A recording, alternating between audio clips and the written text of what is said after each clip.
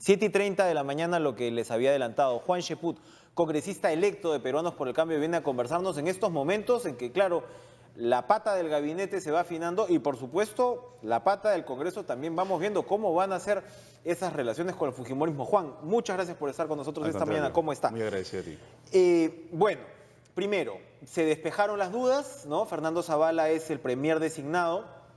Y de inmediato hay, digamos, muchos personajes han recibido con buena disposición la elección, pero otros no tanto. El fujimorismo, en boca de Cecilia Chacón, sobre todo, me parece que en boca de Luis Galarreta también, han cuestionado la naturaleza del nombramiento en el sentido no personal de Zavala, sino en el perfil que representa. Entonces dice...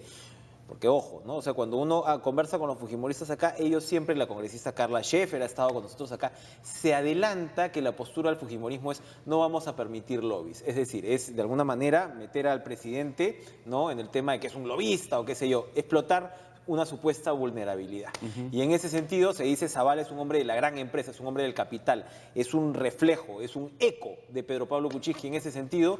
Y bueno, ellos que quieren recuperar de repente unas banderas populares después del resultado de las elecciones, lo ven como un blanco fácil. ¿Es acertada esa percepción? No, es una lectura equivocada y en cierta forma representa una doble medida en el fujimorismo, ¿no? ¿Qué dirían ellos si José Klimper fuera el primer ministro de un eventual gobierno de Keiko Fujimori? Es cierto. José Klimper sí es empresario. Claro. José Klimper sí pertenece a múltiples directorios como accionista. Es hombre de gremio y es accionista, ¿no? O Así sea, es, y es Kuczynski ha dicho, propietario. Zavala es un empleado, muy bien Claro. remunerado, pero un empleado. Es un funcionario de un Claro. alto nivel, está en la alta dirección, pero no es dueño de la Bacus. En el caso de José Klimper es dueño de varias empresas, algunas de las cuales inclusive se le ha señalado como beneficiarias de su paso cuando fue ministro de Agricultura en el gobierno de Fujimori. Entonces, de repente el fujimorismo se está mirando al espejo. Lo digo esto con cordialidad, ¿no? Y simplemente como una respuesta política y fáctica, o sea, sobre hechos comprobables, sobre lo que ellos vienen argumentando, ¿no? Creo que primero tendrían que determinar cuál es la naturaleza de un empresario versus un funcionario. Y una vez hecha esa diferenciación, porque se den cuenta que en el caso de Fernando Zavala, él es un CEO, es decir, un director gerente del más alto nivel jerárquico en la empresa Bacus y que por lo tanto puede aportar mucho en el ámbito privado. Salvada esa contradicción, ¿cómo se podría definir el gabinete Zavala? Es decir, si lo que se esperaba era un gabinete de apertura, de ancha base, como se llama, ¿esto se traslada finalmente a lo que va a ser esta composición del gabinete? Sabemos de algunos ministros, unos pocos en realidad confirmados, encabezados sobre todo por Alfredo Torne, que es probablemente... digamos, la cartera más importante después de la PCM o incluso antes, ¿no?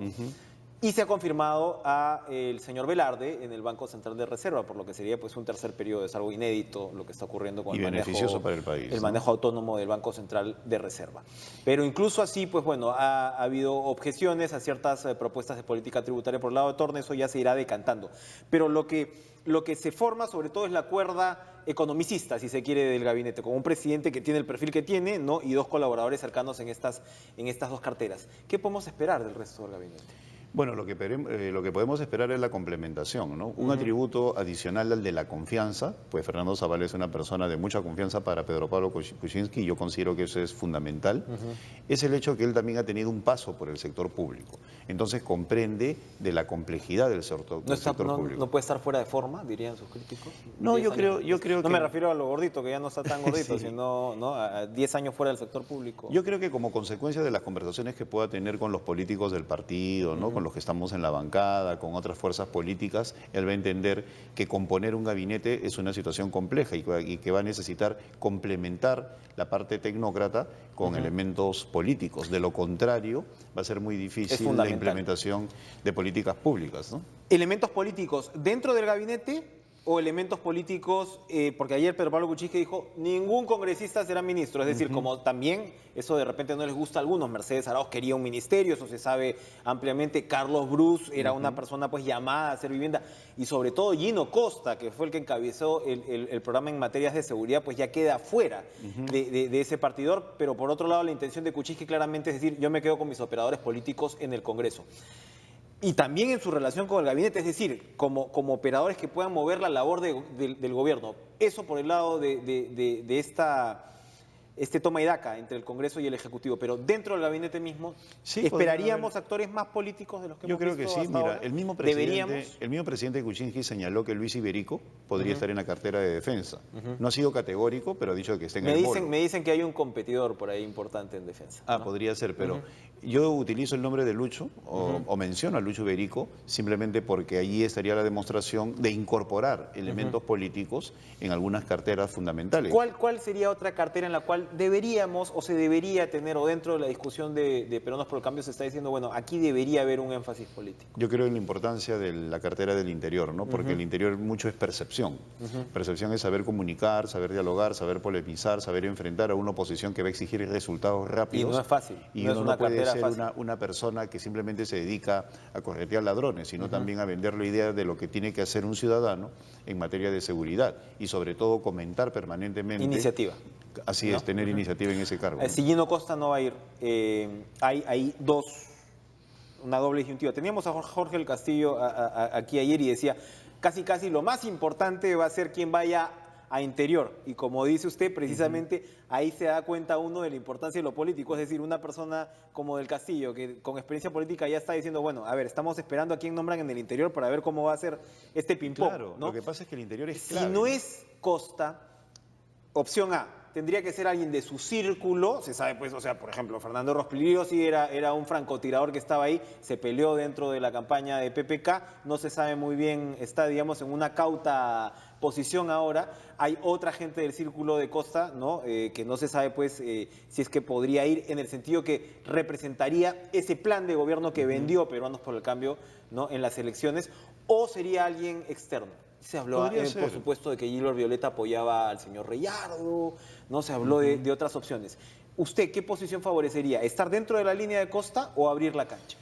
Bueno, yo estoy en una línea, evidentemente, de respeto a los derechos humanos con firmeza, dentro de la cual está Gino Costa. Ahora, yo no sería categórico en sacar de plano a cualquier apellido, pues la decisión final la va a tener el presidente y lo vamos a saber este viernes 15. Pero favorecería a alguien con muñeca política. Pues. Muñeca política, evidentemente, pero también no un policía retirado. Pero también respeto a los derechos humanos. Yo siempre he creído en los civiles al frente de las carteras de defensa y del interior, ¿no? Creo que sería muy importante, pues demuestran objetividad y conocimiento y por otro lado pueden plantear autoridad sin entrar en disquisiciones o en discusiones internas que verdaderamente no agregan valor absolutamente a nada, ¿no? Yo creo en los políticos en general y creo que el componente político en el gabinete, independientemente si son miembros de una bancada o no, es importantísimo. Y estoy seguro que tanto el presidente como Fernando Zavala están tomando en cuenta eso, ¿no? ¿Qué otras carteras tendrían que ser importantes? Se dice, por ejemplo, que el embajador Luna, retirado ya, es el bolo fijo a la Cancillería. Bueno, ahí, digamos, hay una carta institucionalista que yo creo que no tendría por qué despertar muchos reparos, ¿no? En el sentido que Torre Tagle va a estar contento con la designación, ¿no? Y es alguien que evidentemente conoce, ¿no? El teje y maneje de la institución. No le he ido muy bien a los cancilleres que no son de Torre Tagle, ¿no? A pesar de todo eso, es una labor compleja. Pero ¿qué otras carteras deberían tener un importante componente político, además? Bueno. O ya ahí, con eso ya estaría más o menos salvado el tema. No.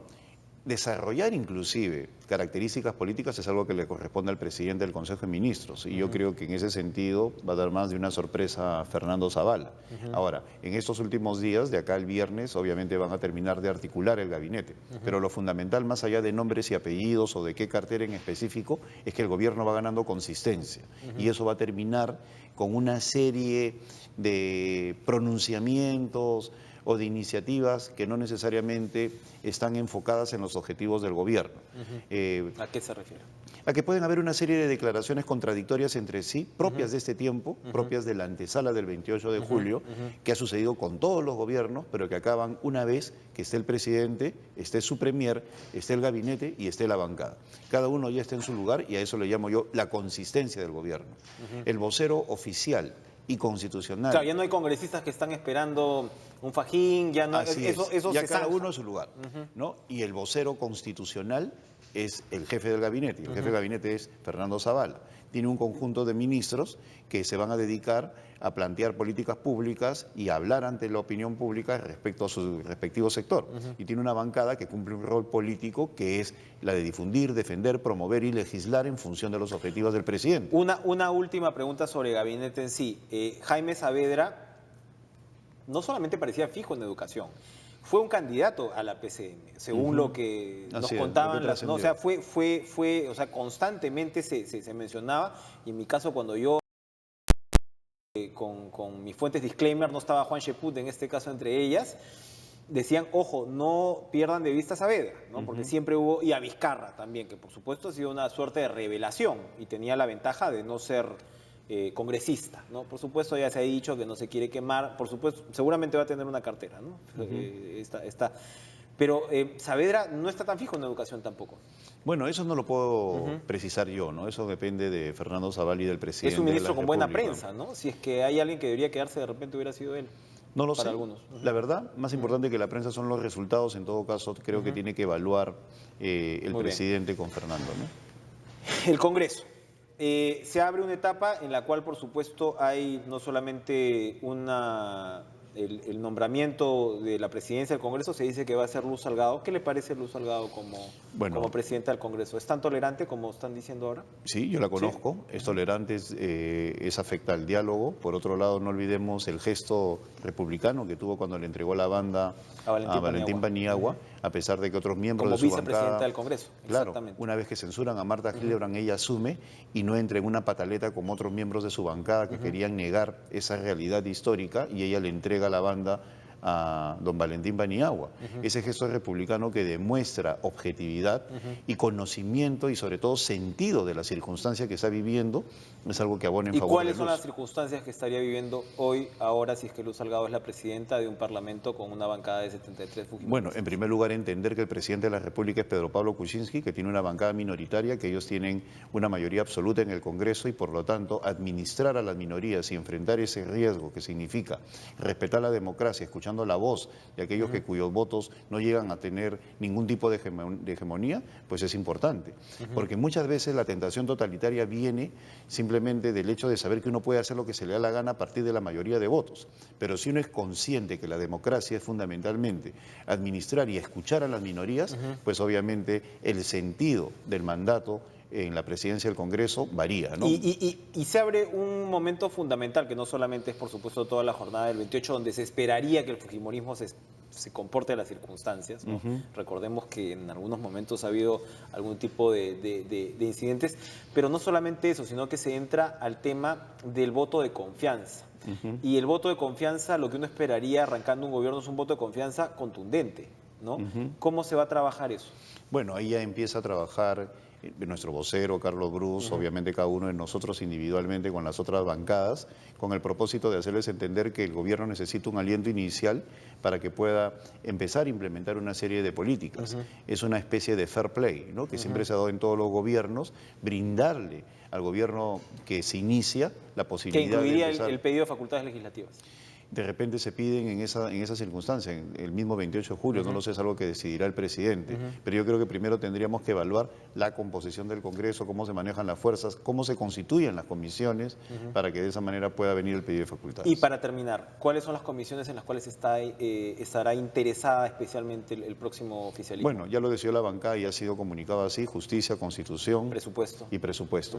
Ahora, presupuesto es clave. Yo no entiendo por qué el fujimorismo insiste en tener presupuesto. Yo creo que vamos a tener que conversar mucho con ellos para hacerles entender que presupuesto es clave, pues no solamente significa el control de la ejecución presupuestal, sino también la ampliación para determinadas políticas. Exacto, es lo que todavía, si algo queda de incertidumbre es cómo va a querer operar el fujimorismo desde el Congreso, ¿no? Si sus ambiciones van a ir hasta el punto de pretender gobernar legislativamente, ¿no? Y el control del presupuesto, pues, es ahí fundamental. Pero, Enrique, y es una labor central para hay una el cuestión Ejecutivo, fundamental, ¿no? que yo estoy seguro que no ignoran mis amigos del fujimorismo, que es la siguiente: ellos pueden tener cuantitativamente mayor cantidad de votos, pero la política es tan compleja y fascinante que la opinión pública es la que legitima tus acciones.